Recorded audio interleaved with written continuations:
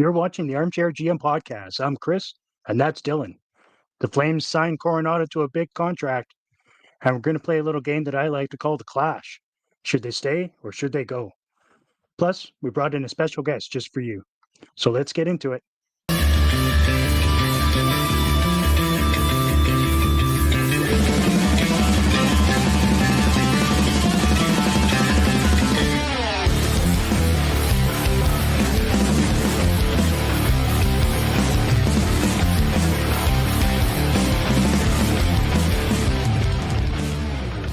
Welcome to the ArmChair GM podcast.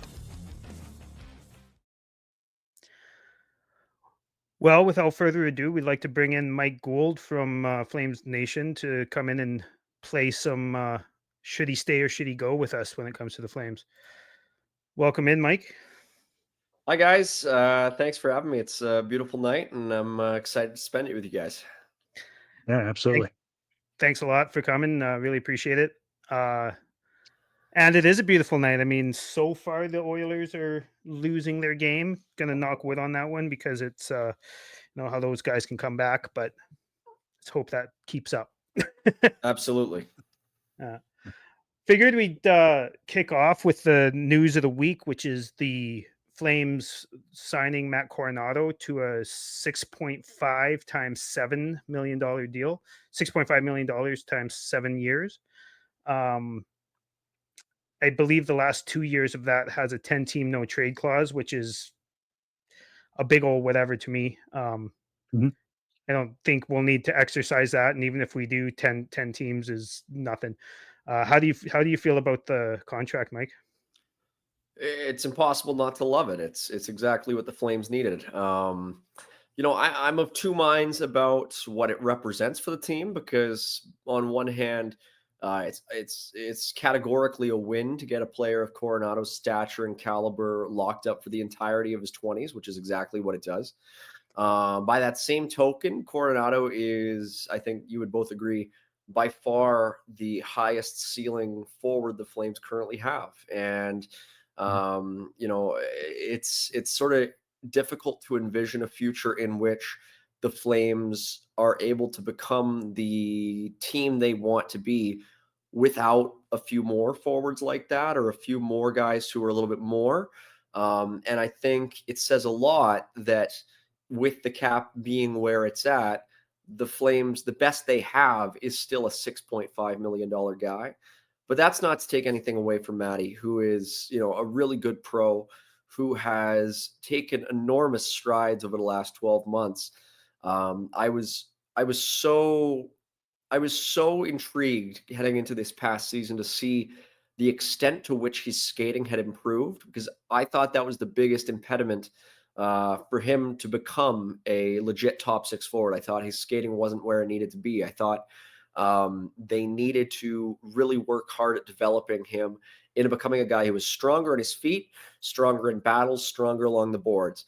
And I think you can say that the work they did paid out like a slot machine this past year. I mean, it was so evident, especially, even from training camp to the end of the season. This is a guy who didn't have a spot on the Flames that was locked down out of training camp. And I think you can say that by the end of the year, I mean, looking at just at 5-on-5, I think he was arguably their best forward. And looking at the team as a whole, he's definitely in their top three. So it's a huge piece of business. Now it's just time for them to find a way to get the pieces that need to go around him.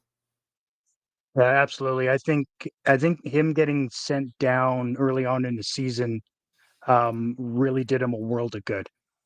Something clicked within that time frame, and when he came back, he was on fire. He was ready to go, and he was forcing Huska to take him out of the lineup. Like he was doing everything he could possibly do to be a long-term Flame, and he was rewarded for that. I was surprised that they went that long, to be honest. Initially, I was thinking that they may do a bit of a bridge just because it was the 1 year, but I think he's proven that it's not going to be a one-time thing. He's just a really steady player, and playing with Backlund for a little while this year really taught him to be that defensive, responsible player as well. So I think at both ends of the ice, he's got a lot to offer this club. Yeah, Yeah, I absolutely. totally agree. Absolutely. I go ahead, Dylan. I've said my piece. I think it's pretty evident. It's a huge win for the Flames. Huge win. Oh yeah, I agree. You're looking at how the league has been signing young talent lately. A lot of them in the sevens. You look at the Norrises, the Thompsons, all those guys. Like Gunther is the big one that comes to mind for Gunther's me. the big one. There's all sorts of young scoring players who are signing higher AAV. I mean, they've all got more of a sample size at the NHL level for the most part than he did before they signed. But like you're getting all of his prime years, or at least the vast majority of his prime years, for what is going to be a deal like within the first 2 years of the contract. I feel like I was surprised at the term, not because like I figured the Flames would have wanted to, because the way the kid scores is, to me, a very sustainable way of scoring. There's been players in the past who score diving, score from their bellies, score from getting knocked down, um, who have been signed to massive deals for relatively long term, and they haven't really worked out. But the way Coronato scores, he scores standing up, shooting, finding soft areas. He's gotten way better at that. Like Chris said, he's gotten way better at the defensive end. He's gotten really good at pickpocketing players and going the other way, anticipating passes, anticipating shots, and blocking. And he even had that one fight when Backlund got rocked earlier in the season. And but it like from what he said and from what Conroy said, it sounds like that both team and player wanted long term. Like they like Yeah. um, Coronato's camp asked for long term to start, and that was awesome. That's great for the team. You know what I mean? And it's great for the player. And I mean, you can't really argue with getting that much money at 22-year-old. You know what I mean? I Yeah, wish. it just proves that the culture is changing in that locker room, right? Players actually come here and want to stay. That's not something that we had 2, 3 years ago. So it's nice and refreshing to see that culture changing. Hmm. No doubt about it. And I think it obviously parlays into the Connor Zary discussion, which I think you guys are going to bring up here pretty shortly. But it's I was always of the mind that it made sense for both sides to go long term, because obviously, as you said, for any kid who's coming out of college, that's a life changing amount of money, and it's hard to turn down. And at that same token, I would also say for a player like Coronado, 6.5 isn't a lot of money anymore. As weird as it sounds, Yeah. it's a really reasonable dollar amount. In a league where it used to be for me the harbinger of doom was seeing a middle six guy go above 4.5 a year. That 4.5 used to be that sweet spot for your Nino Niederreiter type middle six wingers, and now it's sort of, I mean, inflation hits everywhere, right? 4.5 is Yeah. now 5.5, is now 6.5, and it just keeps going like that. For me, Matty at 6.5 is something that's never going to hurt you, and I think that's the big thing for the Flames.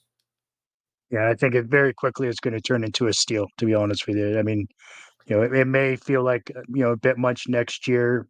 We'll see what happens on the score sheet, but I think moving into, year 2, 3, 4, and 5, it's going to be like, oh yeah, yeah, we're saving a million or two every year now. Yeah. As- Like it's a big range, but I'm saying like this kid's going to be 25 to 35 most years and might hit 40 once or twice type of thing, right? And that for 6.5, that's great. Let's touch on Zeri real quick, because he's not on the list because I don't see any way in which he's going or leaving the team this year. But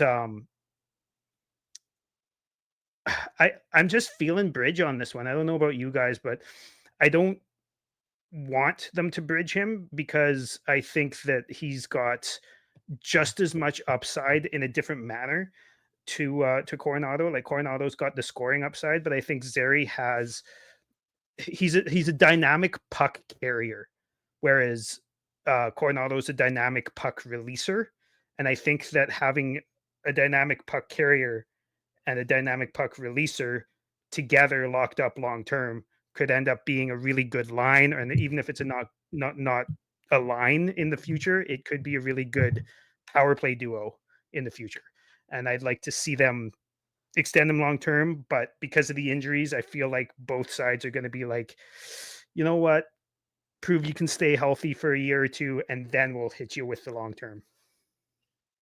Yeah. Yeah. He's been injured so many times in his professional career now, all being lower body injuries, none of which have been, is to say that he's accident prone or anything like that. They've all been just freak accidents at the time, but it doesn't discount the fact that they've all happened. He's had 3 really big injuries, early on. And so it's going to be interesting to see what this next contract looks like. I do tend to agree with you that it's going to end up being a bridge style deal. And I think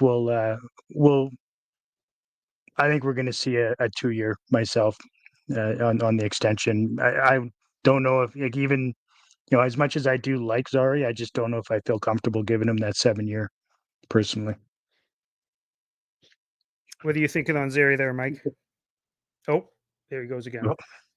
Okay. Yeah, I'm not exactly. Personally, I don't think those 2 injuries, or even the first one, like the first long-term injury he had it was his first preseason game with the Flames a couple years ago, and he blocked a shot, went off his ankle, broke his foot. I mean, a broken foot from a blocked shot doesn't make you a injury prone player. And I also think that the neon knee from Drew Hellison against the Ducks near the middle of the year there, where Zeri missed a bunch of time, and the kind of awkward collision with Mikko Rantanen against the Hurricanes there. I don't think either of those are like injury prone style injuries, right? Like this isn't a player and those aren't injuries that happen to injury prone players. Those are injuries from plays that happen to any player who gets in that, right? And it's not that he's putting himself in position to have that injury. He's just got really bad luck, in my opinion. What are you thinking, Mike? I agree, and thankfully I can hear you guys again. It's always tough with injuries that happen, on a recurring basis. It seems to follow guys sometimes. I mean, everybody thinks about Sidney Crosby 15 years ago, but I think of we've seen just certain guys have really awful stretches where they just can't seem to avoid, going on the shelf. And then all of a sudden they turn into, some of the most reliable players. I think of Chris Tanev as a guy who used to just be good to miss 20 games a year. And ever since he signed in Calgary and now in Toronto, he's just been a warrior. I mean, he doesn't miss. I mean, I don't know what it is. With Zeri, I mean, having 2 identical knee injuries like that, the span of a few weeks apart, this is a guy who doesn't necessarily play a style that I think is conducive to I don't think, like you said, Dylan, I don't think he's necessarily a guy who is prone to putting himself in these situations where you have to be worried about it. And I don't think, hopefully there's nothing degenerative at play. Hopefully it's not sort of a Chaz Lucius situation. So it's like, okay, my POV on this is I think I have a pretty good idea of what type of player Connor Zeri is as a fan. And I think, he has followed a very similar trajectory to Coronato, in my opinion. And I think his point production this year is relatively close in line over an 82 game season, extrapolated to what we would have seen from Coronato. I think this is a guy who I would be interested in maybe trying to lock down, maybe at a discount. I don't know if his representation would be super keen for that at this point. Just, given everything. But hey, you know what? There's always uncertainty in injuries too. That's the thing. So maybe his reps would say, well, Connor, you've just had 2 injuries. Maybe you should just take the money now. So it's definitely a situation to watch. I am fascinated to see what happens. I mean, if you can get Connor in at a number that starts with a 5, you're laughing on a long-term deal. It's just, this is a player who is clearly capable of playing an NHL style game, and it ties back into what we were saying about Coronato, where the numbers are just continuing to go up. And this is a guy who I don't think is going to cause you too many problems having him around for a long time. Yeah. Yeah, I can agree with that. Yeah. So we're in agreement. $5 million times 7. Done. Do it. I give him if 8. you can get him for that. Give him 8. Absolutely. Would you guys be comfortable matching Coronato's deal with Sari, the 6.5? I mean, I don't know. I would come in under myself. I don't know if it's necessary. I don't know, but yeah. But it's I mean, I think we're gonna see fans who have Coronato in an upper tier, and I do too. I think there is still a very good case to be made that these guys are sort of 2 peas in a pod at the end of the day in terms of the upside that they provide. I'm not convinced necessarily that these 2 guys are first line players. But I think that they are very similar in terms of the upside they provide as top 6 caliber guys. The way that I've sort of said it on the Afterburner show a few times, I say, I think you're looking in the future and seeing Matt Coronato as a guy who is a really, really good number 3 forward on a top-notch team, maybe number 3 or number 4, and maybe Zary is too. But the most difficult assets in the league to procure are those number 1 and number 2 forwards. I think they're even more difficult to get than a top goaltender. And it's still the biggest hurdle for them to overcome. Yeah, but that doesn't discount the need for them to keep Zary for a long, long time. Yeah. And I agree. Yeah. And like that Coronato deal, just to wrap it up here, that Coronato deal for a second line player who's probably power play 1, absolute slam dunk, home run, all the sports analogies you can think of, type of deal. Like absolutely great deal for the Flames. I think that PP1's going to look real dangerous once we get Perek quarterbacking that Oh unit. I think it's going to look real nice. Well, I saw Team Canada brought Mike Matheson over from Montreal to play at the Worlds, and I mean, I get it, but at the same time, with how well Perek has been playing over there, I think they're going to regret it. I really do. Yeah, I agree. It's good that they brought him over to practice and all that stuff. Like Crosby being over there and Mac being over there, and no, I don't even know which. I guess Uyghur being over there. I don't know what other defensemen are over there right now, but that's all those players are just good for a player like Perek to be around, to see how they train and how they are around the locker room and around the rink, right? So great experience, whether he plays or not. It would be great if he could get in, but the longer the playoffs go, the more other players head over there. So yeah. I think it's good for him to just be around those types of winners, right? Yeah. It's only going to benefit him. Yeah. Let's move on to this game. I like how you called it the clash. Should he stay or should he go? So what we're going to do is I'm going to bring up a player, probably start out a little slow, but a player who has either been rumored to be possibly on the move or pending free agent, and we'll talk about whether the team should keep them, whether the team should let them go or trade them. So let's start off relatively easy.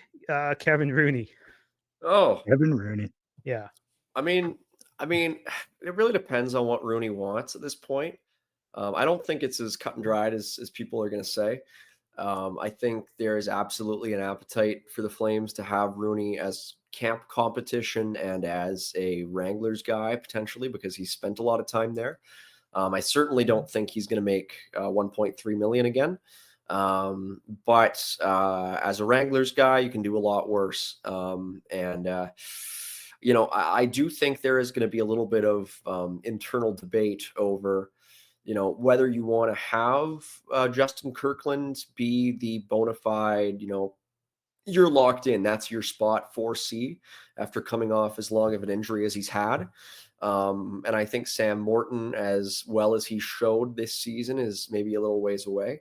But I mean, after 3 years of Rooney, on the flip side, do you really want a fourth? I don't know.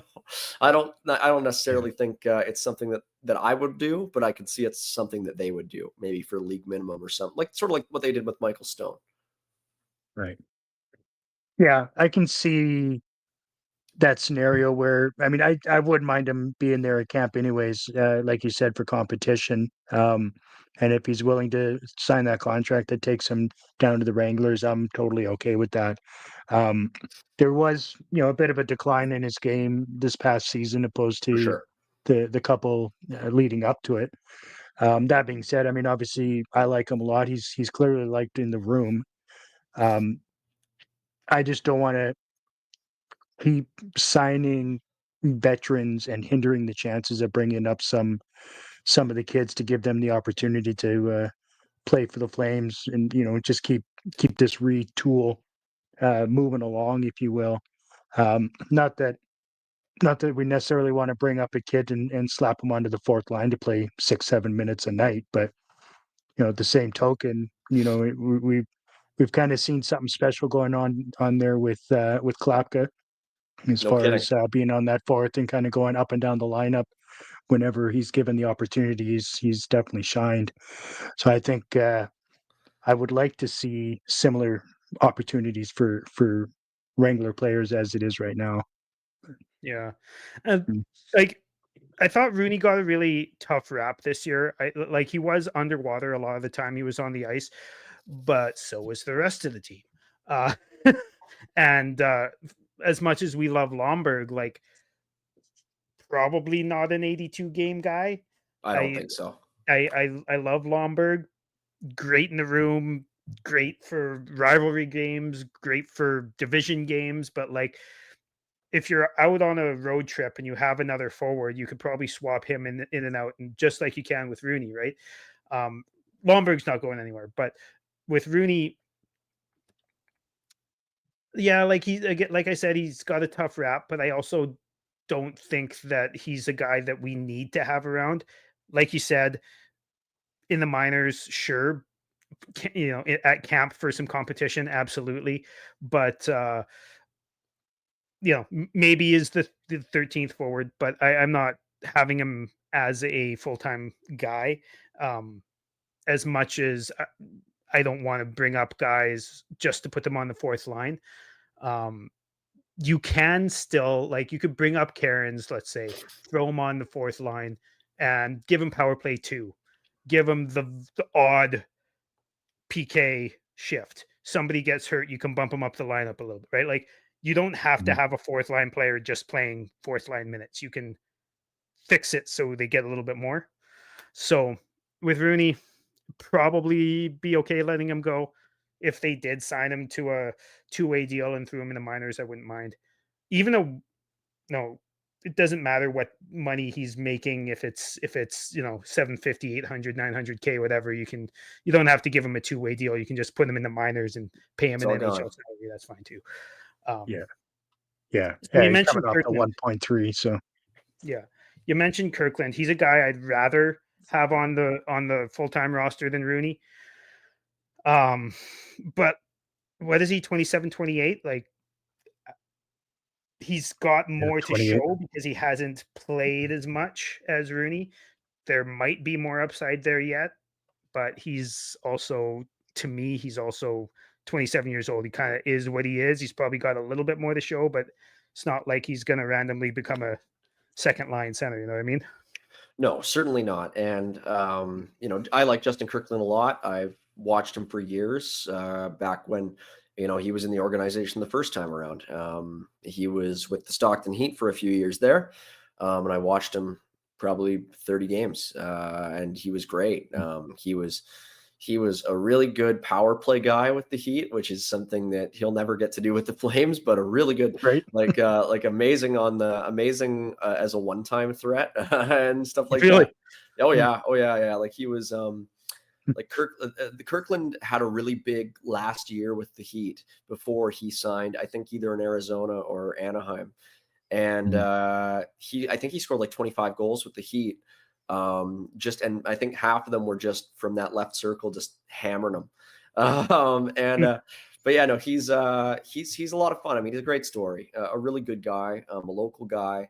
Ultimately, as a player, I don't really think he's demonstrably different than Rooney. I think he had a really good run at the start of the year as a good utility guy, who had some really favorable percentages. The Flames scored a lot while he was on the ice, but sort of at a rate that not many players do, which is not maybe becoming of his skill set.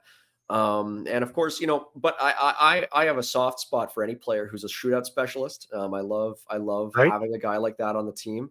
Sort of one of those Eric Christensen type guys. David Schlemko. Oh, absolutely.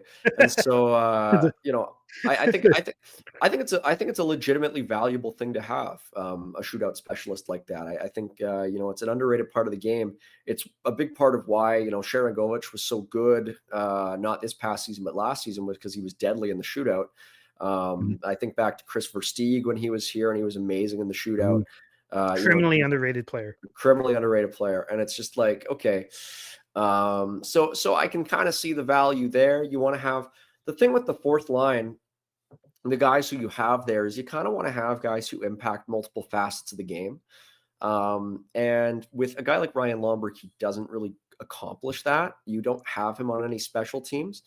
Whereas Rooney kind of a little bit does, and even the shootout, Kirkland can play PK if necessary. He can go in the shootout if necessary. Klapka I like because he can go on the power play and be a good net front guy. That's where I don't really necessarily see the upside in Lomberg as much. Although I think he's a better player at 5-on-5 than some of the other guys are. So that's an aspect where I think Kirkland is valuable, and I think they will re-sign him. I think it's going to happen. I just don't know exactly what it's going to look like, if it's going to be 1 year or 2 years. I think 2 years makes sense. We'll see. Yeah, I wouldn't mind. As far as I'm concerned, if you keep Rooney, you don't keep Kirkland. If you keep Kirkland, you don't keep Rooney. Same. Yeah, I think that makes plenty of sense. Yep. Yep. So, Right. yeah, and how long do you think it's going to be before the league figures out his one shootout move? It's UC Jokinen only ever had one shootout move, and it seemed to work his entire career. So that's true. So I mean, I don't know. He'll have to develop something, because it's a very common move. A lot of guys use that move. Monahan used that move for a long time. Yeah. But you know what? It works, and I think Kirkland. The difference between Justin Kirkland and Kevin Rooney is that when Kevin Rooney was called up to the NHL for the first time, he was in the midst of a season, I think, with the Binghamton Devils in the AHL, where he had one goal. He had one goal in, I think, about 45 games, and they called him up because they needed a checking center. So he's never really been a scorer at any level. Whereas Kirkland has been a scorer. He was a decent junior player with the Rockets. He was a draft pick. He was unsigned by Milwaukee, by Nashville. Came to Calgary, was sort of a depth guy for the Heat for a bit, but then became a real good scorer down there. Was a real good scorer for the San Diego Gulls and the Tucson Roadrunners, and so I think there is a little bit more there, and I think it's a cool story regardless. It's always nice to see. Reminds me of a bigger Derek Ryan, of a guy who just finds his niche a little bit later, and it's good to see it. So I think nice to have that smile in the room too. Oh sure, yeah, absolutely. Speaking of shootout moves that may or may not have been figured out, let's talk about Rasmus Andersson. Yeah. That's the big one, isn't it? Sure That's is. the big one. Yeah. Well, It's yeah. I mean, with Rasmus, I think it's pretty well set in stone that he's gone. I think Mhm. I've known Eric Francis for a few years, and when he is talking in absolutes about something like this, it is usually a pretty clear sign of something going on. And it's the same from everybody who I talk to. It's you know, I mean, and granted, the people who I talk to are media. They're not necessarily the decision makers, but it just seems to have that feel to it. And I look at the teams that have multiple first round picks this year, and there are, I believe, 7 of them, including Calgary. And I don't think Rasmus fetches you a high first, but I think he certainly fetches you a first. Now, I think there is a lot of merit to the idea of spreading out these first round picks. A stat that people might not know is that prior to last year, when the Flames made 2 first round picks, they picked Barek and Gritty. And prior to last year, they'd only done it once since relocating from Atlanta. They'd only made multiple first round picks Mhm. in one draft once. Really? Huh. Yeah, and that was in 2013 when they picked Sean Monahan, Emile Poirier, and Morgan Klimchuk. Right. Yeah. They had only done it once, and it is something that I think is really good when you have these first round picks that are stacked up. Mhm. And they are currently set to do it in 3 consecutive years.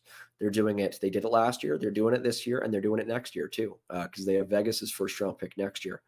And That's right. so I think it is critical to a rebuild. I think what we are going to see as well is the club prioritize second round picks, because I think Mhm. hitting on second round picks is arguably just as important as hitting on first round picks.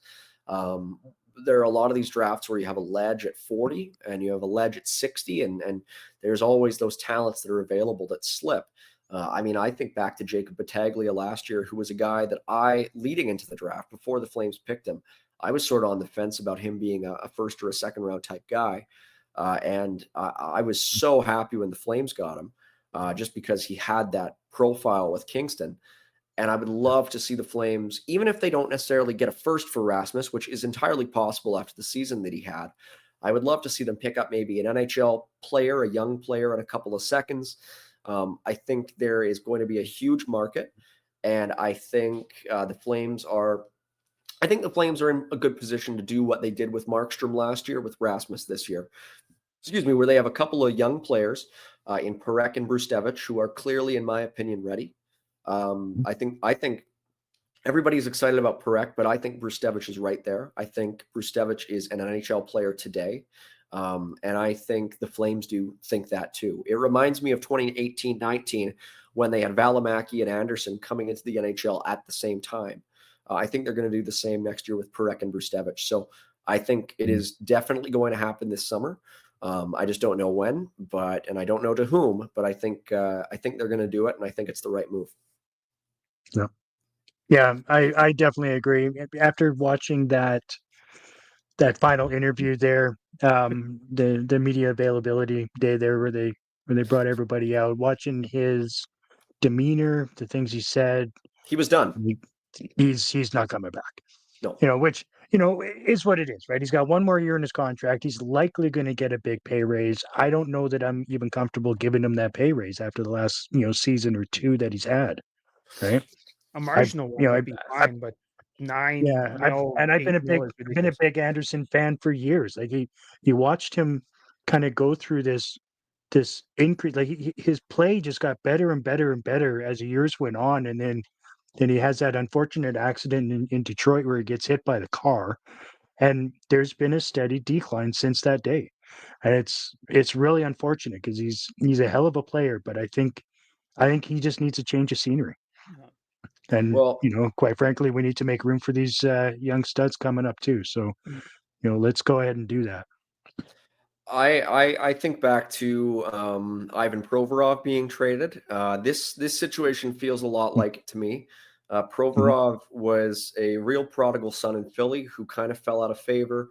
Had a similarly bristly relationship with the media and fans by the end of it, where he was clearly done. He was done with stuff that was happening there. That was an interesting trade because Provorov had a little bit more term left, whereas Anderson is in a position where he could potentially be traded with the framework of an extension in place, which I think will make him a little bit more valuable, where the team can sort of dictate their own terms. And when Philly traded Provorov to Columbus, they got a decent return. They got some good pieces. They didn't get a first though. And they had to eat Cal Peterson's contract. So Right. it would be interesting to see. I think the Flames can do better for Rasmus. I think Provorov's value was diminished by the fact that he's a left shot and he's not overly big. Rasmus is neither of those things. He's a righty and he's thick. He's a presence out there. So I think when you're looking at Rasmus, the return for the Flyers ended up being Sean Walker, Helga Grans, who was a second-round pick, who is not really turned into much, although he did play some games for the Flyers this year, and then a second. So Walker, they ended up flipping for a first, though. So that was a really nice deal for them. Although they had to take on another bad contract in Ryan Johansson to get that first. Right. That was the same year that the Flames had Tanev, and basically it was Tanev and Walker who were both available at that deadline.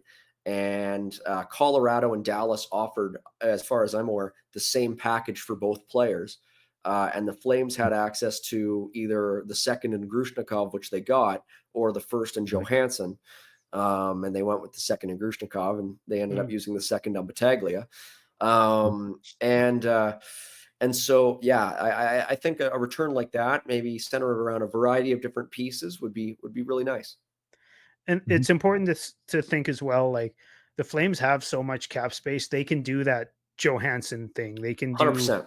and like there are some teams, like you look at the Stars currently, they've got like 7 or 8 guys expiring, and they've got $5 million in cap to sign that many players. Guys, yeah. So they're gonna need to get rid of, like, I don't know, Tyler Sagan's contract or something like that. Or they're even though he's a good player, they're gonna need to get rid of a contract or two just to be able to have ice a roster, right? I'd take Matt Dumba back. I would do something like that. I would, if Matt Dumba helps you get Maverick Bork from Dallas, I'd be all for it. It reminds me, and the thing with guys like that who are not, pure cap dumps, I go back to, you look at how Utah is situated now, and when they were in Arizona, they made some really, really good deals at the end there. The Gostisbehere transaction really sticks out to me when they got a second to take Gostisbehere and then they got a second to trade him. That's the sort of thing that I would love to see the Flames sort of try and embark upon. Like Monahan in Montreal. Exactly, right. That's a perfect example where the Habs get a first to take Monahan and a first to move him.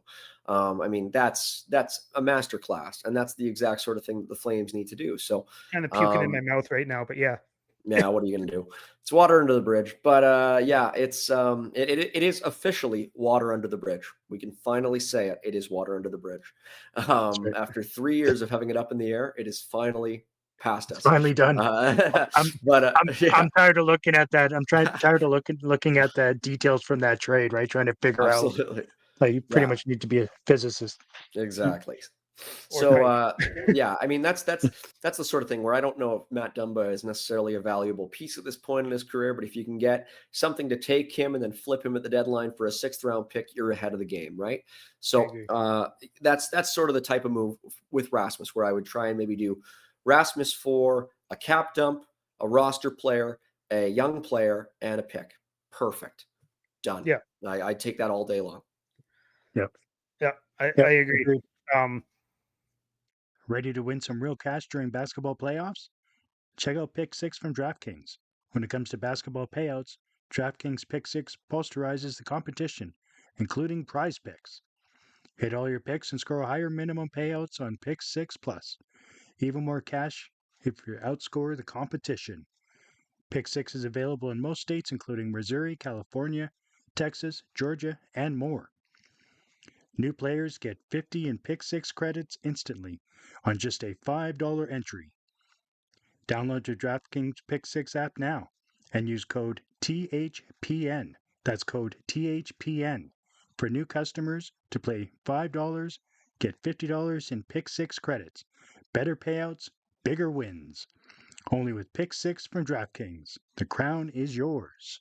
Gambling problem? Call 1-800-GAMBLER. In New York, call 877-8-HOPE-NY or text HOPE-NY 467-369. In Connecticut, help is available for problem gambling. Call 888-789-7777 or visit ccpg.org. Please play responsibly. On behalf of Boot Hill Casino and Resort in Kansas, 21 and over. Age and eligibility varies by jurisdiction. Void in New Hampshire, Oregon, and Ontario. Bonus bets expire 168 hours after issuance. For additional terms and responsible gaming resources, see dkng.co/ftball. NFL Plus Premium offer available only to new and former NFL Plus subscribers. Additional NFL Plus Premium terms at nfl.com/terms. Before the miracle that was 2 teams moving up 10 spots in the draft lottery, I was actually thinking the Flames should almost target Utah, because Ryan Smith doesn't want to continue to get young players. He's looking to be very competitive in the very near future. I not that it matters anymore because they moved up way too far for us to get that pick. But I was thinking you could probably flip Anderson and one of those firsts to get their 14th overall pick type of thing. But I still think Utah is a sensible choice, although less so with Rasmus, just because they do have Jersey and Marino. But like what Utah really needs is a lefty. I put some speculation on Twitter yesterday. I said the thing that makes sense to me with Utah now is I've met Bill Armstrong a couple times. I know him. Well, I was in Arizona a lot a few years ago, and so I know what he likes, and he loves his big defensemen. And I think Matthew Schaefer makes a lot of sense for Utah. He's exactly the kind of player they need. And on Long Island, what they need is sort of a rallying piece, right? Somebody who they can sort of come coalesce around. To me, the deal that makes sense is Utah moving up to 1 and the Islanders moving down to 4. The 2 teams that are playing with house money a little bit, that neither of whom were expected to be here. And if I'm Utah and I just spent 3 years in Arizona under Armstrong making all these trades to get picks, and now I've got too many of them that I don't know what to do with, I would look to move 4 with a bunch of other picks to get 1. I would take Schaefer at 1. And then I think James Hagens, who is a Long Island kid, would still be available at 4. And I think the Islanders would take. That was my speculation. If it does happen, y'all owe me $1 million. I was going to say you put some serious thought into this. Well done. Well, I love that type of stuff. That's entertaining, and like even the draft lottery ended up being entertaining, which it was awesome. Surprising. I was super excited. We were Pike, Kent Wilson, and I were doing a show. We were getting super amped up when the 3 balls were drawn in the second ball, and the Flames just needed the 9. We were like, whoa. I think it was super cool. I was all for it because when everything is already in the can, it kind of takes some of the suspense out of it. And when you're seeing it like that, it's really suspenseful. So I was a huge fan of how they did it. Yeah, me too. Absolutely. And that would just add drama to it too. If Utah moved up and New York moved down, that would be a lot of fun. I could see it. Yeah, I agree about Rasmus too. Like, I obviously I got a jersey hanging up over my shoulder here. I'm a big fan. I've been a big fan of Raz for a long time. He's fallen off, like Chris said, ever since that accident. Pretty much the time where he started falling off. Started off hot this year, kind of slowed back down. I've said it a lot, but I think Raz is more of a second pair guy. When he's cast to play fucking 30 minutes, when he's cast to play 28 minutes, that's too much for him. He's great at the 21, 22, 23 minutes. And then when he gets cast to play more than that, he starts falling off a little bit. And he played that all season, right? That's kind of what I think.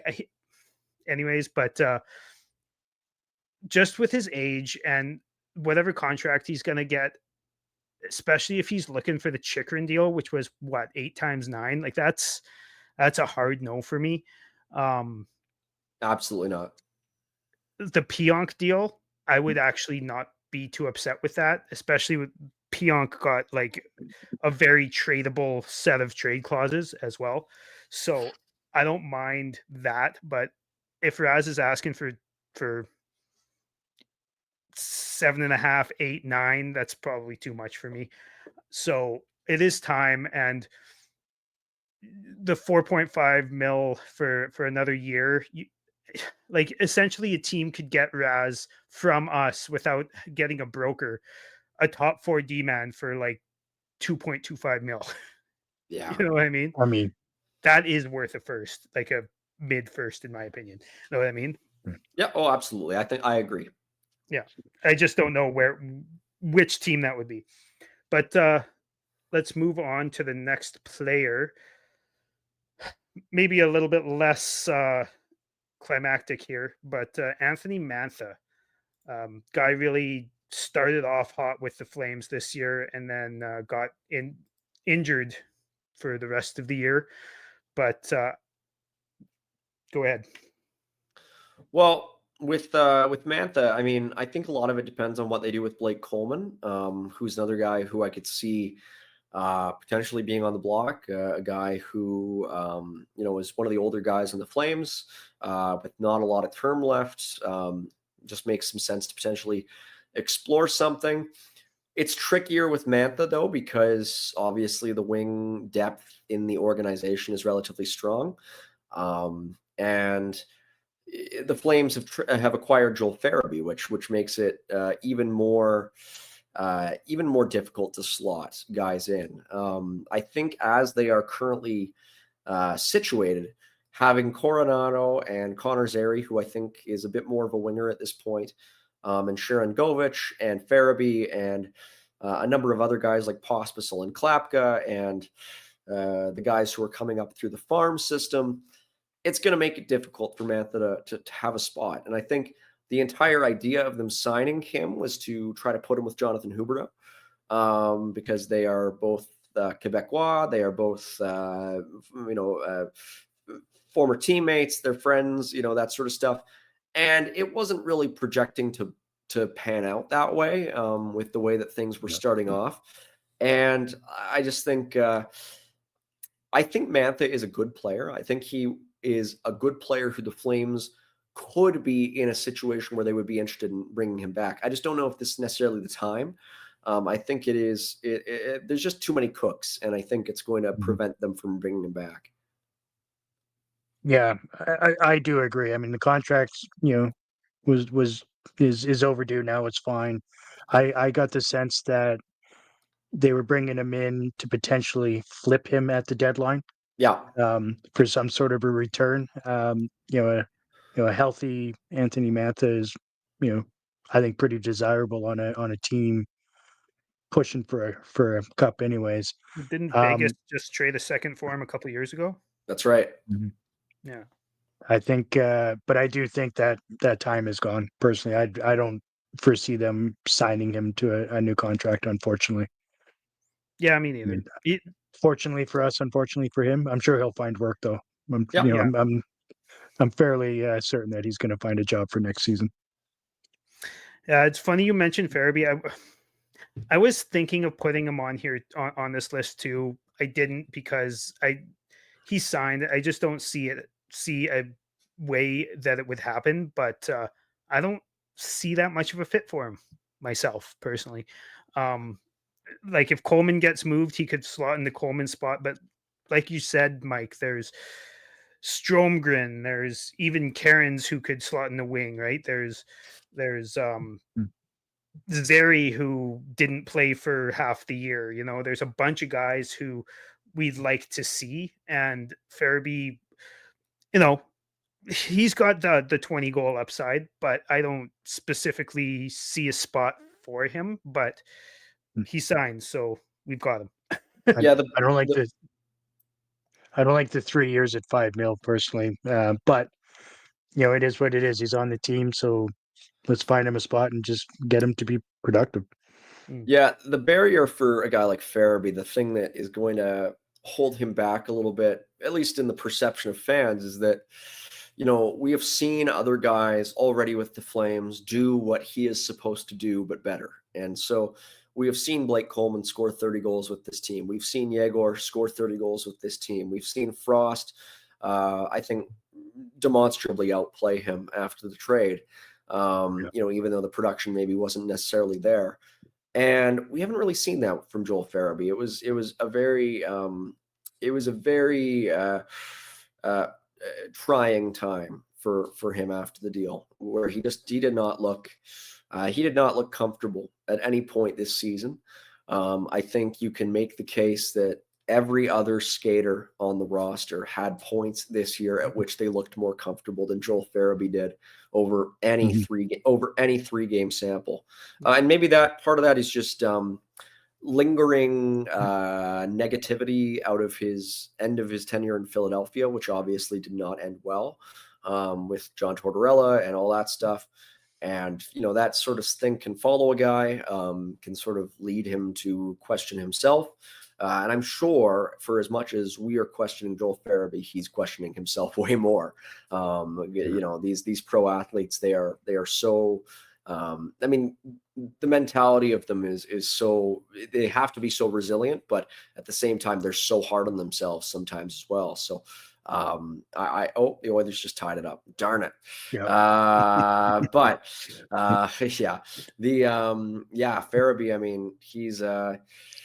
he's just got to be better. Yeah. I think that's a big thing is the trade.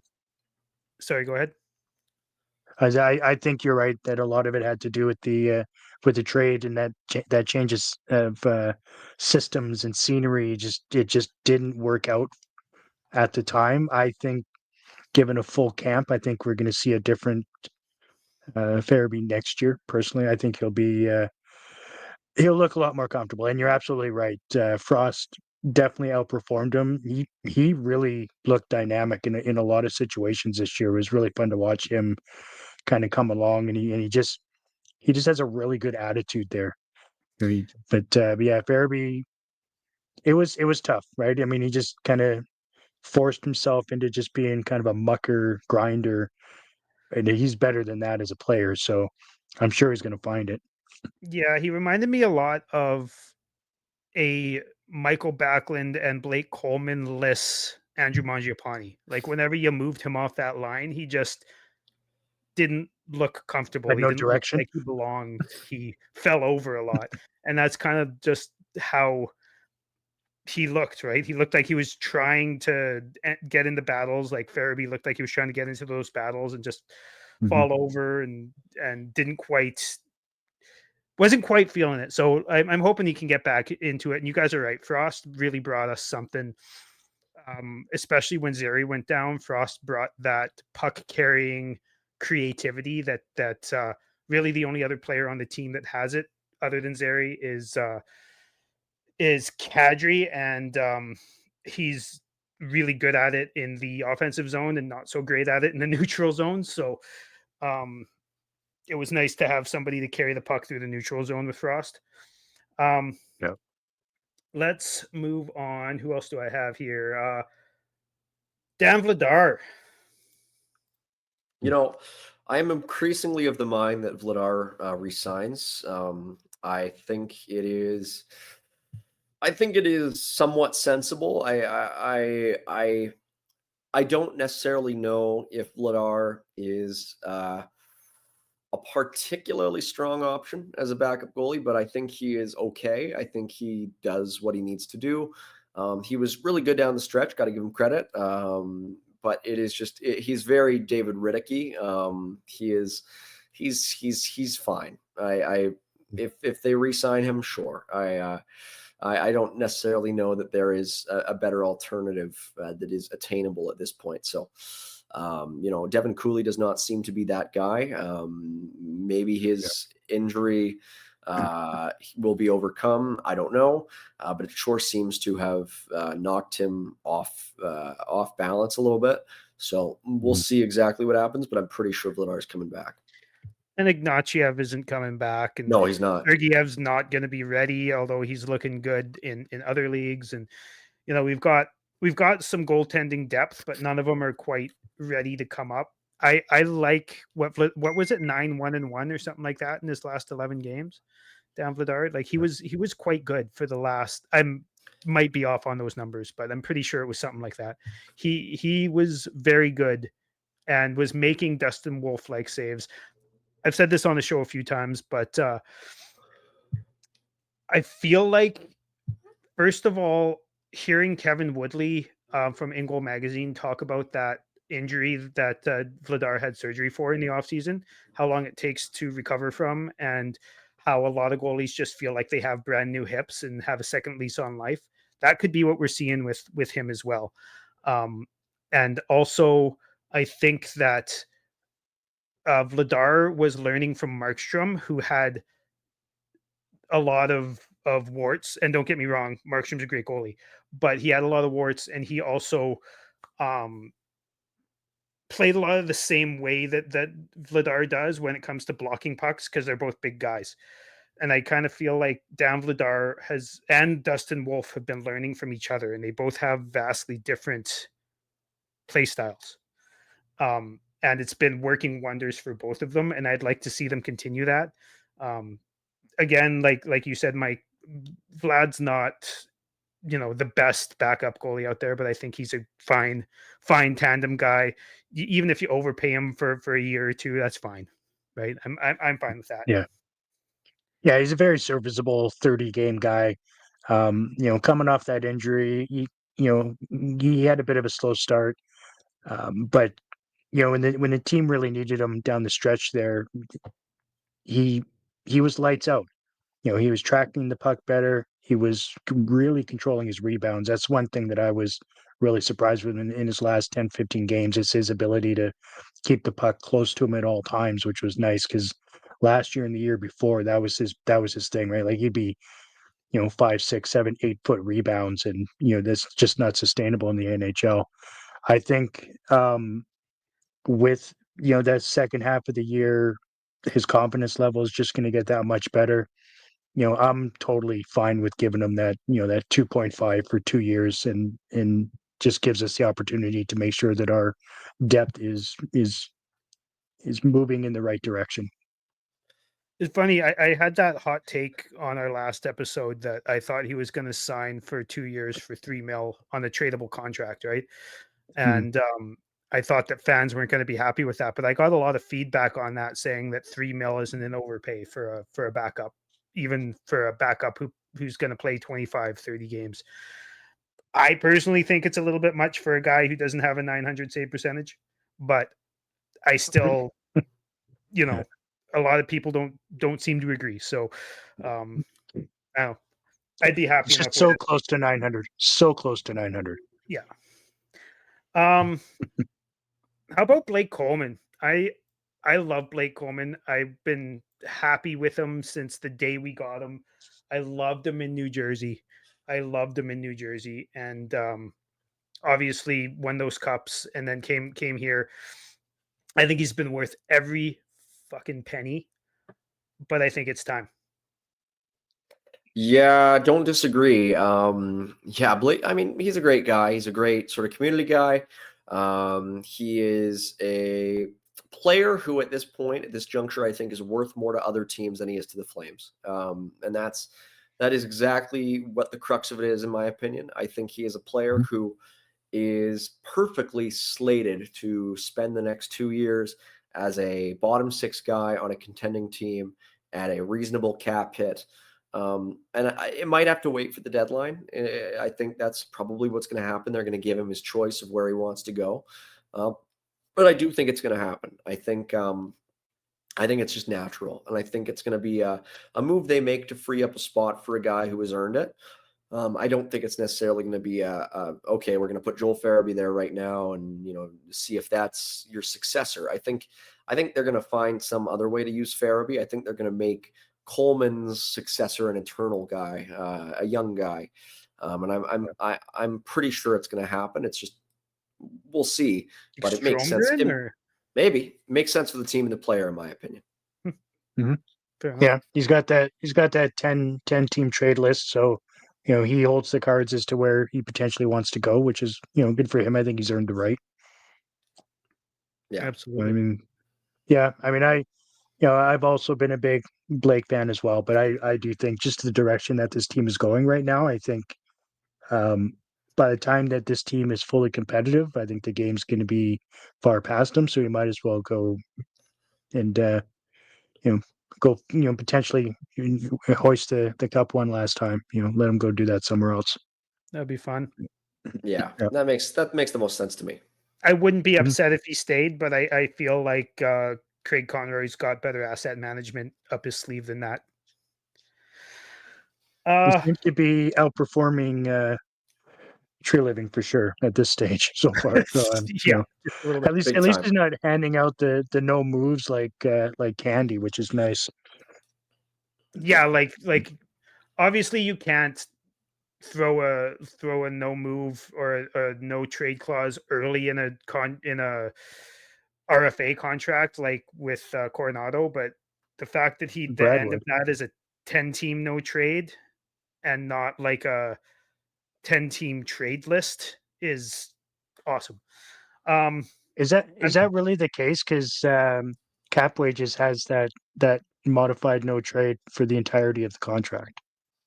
No, it's just the end. Is it just the end? Okay. It's just the end. You can't have a so it's players who are on RFA years on RFA deals are actually ineligible for no trade clauses. So Coronato's deal uses up 2 UFA years, so those are the years that have the no trade clause. Mm-hmm. Makes sense. Yeah. I'm gonna go off on a little side note here. Did you guys hear about the 2 deals that Carolina did recently with Freddie Anderson, and Taylor Hall? Yes. And the way they did their trade clauses, I fucking love this. Let's hear it. So Freddie Anderson, I don't know the exact number, but he's got a games played threshold for his no trade clause. And Taylor Hall has a points threshold for his no trade clause. So so Freddie, obviously, because he's injured a lot. So if you're injured, we can trade you. If Taylor Hall regresses, we can trade you. But if you're performing and you're healthy, we keep you. That's actually pretty cool. I like that. I love that. That's how they should all be. Yeah. Makes sense. Yeah. I think contracts should be more performance-based annually as well. I've always said that, though. Yeah. How many times do you see somebody sign a big contract and you see them pretty much half the player they were? Everybody performs well on the contract season, right? Yeah. I'm gonna throw a couple in the same boat because I feel like we're all gonna say the same thing about them. Bean, Hanley, and Miro. Yeah, I mean, with those 3, I think one of them stays. I'm not sure exactly which one. I think Hanley is maybe the most likely. I think they're going to try and move one of Bean and Miramonov in a deal, as somehow as an adder of some sort, and the other one will probably get buried. It just makes the most sense to me. I think they really like what Hanley was able to provide. I don't know if another team is going to maybe offer Hanley more than what the Flames are, because I think he's just that valuable to them specifically. But I think they want to keep him if they can. Yeah, as far as performance goes, out of those 3, I would definitely select Hanley. Being obviously a good story, Calgary kid, and all that fun stuff. I was not blown away from him. I don't think a single time this whole season. Was he okay? Yes, he was okay. That's really about it. I think, I honestly think it's going to be Hanley that sticks around if they do pick one. And I think, just given the fact that we do have a couple of guys that are likely going to be making the club this year, we got to make room for them. Anderson, like we all think is going to be out the door. So we need at least one more spot. So I think Yeah, Bean. I don't think Bean's going to be sticking around personally. I don't think he did enough to warrant continuing on with the club. They've both got 1 year left, I believe, Bean and Miramonov, That's whereas right. Hanley doesn't, and that's the only wrinkle here for me. If I think it's obvious, everybody and their mother would say, you know, Bean and Miramonov can be buried or traded, and Hanley can stay, but Hanley's the only one who's not currently slated to stay, right? So, Yeah. but yeah, I kind of agree. One more, and it's a big one. It's not really. He's got a no move clause, and I think he was asked to waive it in at the trade deadline for Colorado and didn't. That's just a rumor I heard. I don't know if that's true, but obviously he's the offensive driver on the team, other than maybe Coronato. But Nazem Kadri. Yeah, I don't know. You went quiet there. No. Okay, Chris, you go. You know how I feel about the player. I think given the last 2 seasons of offensive production, I think now is the time to really try to pull the plug on that. This is where you get that return before that contract starts looking like shit. Not saying that it's going to be this coming season, but we all have the sense that it's going to be reasonably quick. That contract's going to start looking bad. So I think now is the time. If you can, you pull the chute and get as much return as you possibly can from the player. Yeah, I agree with that sentiment. The only thing is his trade clause, obviously, which I Mhm. was mentioning a minute ago. I'm just looking it up because I accidentally closed the window I had up for it. 26, 27. So not this year, but the next year, it turns into a And the modified. 13 team no trade list. Yeah. Yeah. So yeah, So um, Nazem holds all the cards in this situation. Um, I just really hope that he's willing to do it. Wishful thinking, I suppose, right? yeah, I agree. And again, like this one to me really depends on if Naz wants to be on a more competitive team, one that's definitely making the playoffs in theory, or if the Flames, like if Conroy really, really, really believes that this team is super competitive, or Mhm. if he still wants to get younger. There are variables here. We all know how we can hear you, Mike, but we all know how how good Kadri is on the offensive side of the puck, and apparently in the locker room. But if the team thinks that like if Conroy really wants us to go for it next year, then there's no way Kadri's getting traded. Like I said, his no move trade turns into a 13 team trade list the year after next. So he'll hold way less of the cards. Um, I'm just terrified that he goes downhill because he's of that age. And he currently holds the most value, probably the second most value he's ever held in his career. And yeah, so it terrifies me that it can go from that much value to like nothing if he hits that downhill slope like guys his age Yeah. tend to.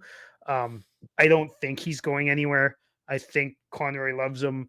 I think that the team likes him, so I don't think he's going anywhere. It just goes with the theme of getting younger and giving younger guys more opportunity. That the Conroy's actually been doing very well to not have a 35-year-old who's a couple years away from retirement in theory Mhm. centering your top line. You know what I mean? I Yep. yeah, I don't think Nazem will necessarily finish his contract with the Flames. But I think they view him as being valuable in multiple senses, where they want to keep him for now, for the interim. So I'd be surprised to see him move this summer. I think he is a player who they will prioritize for the now. And beyond that, who's to say? Yeah.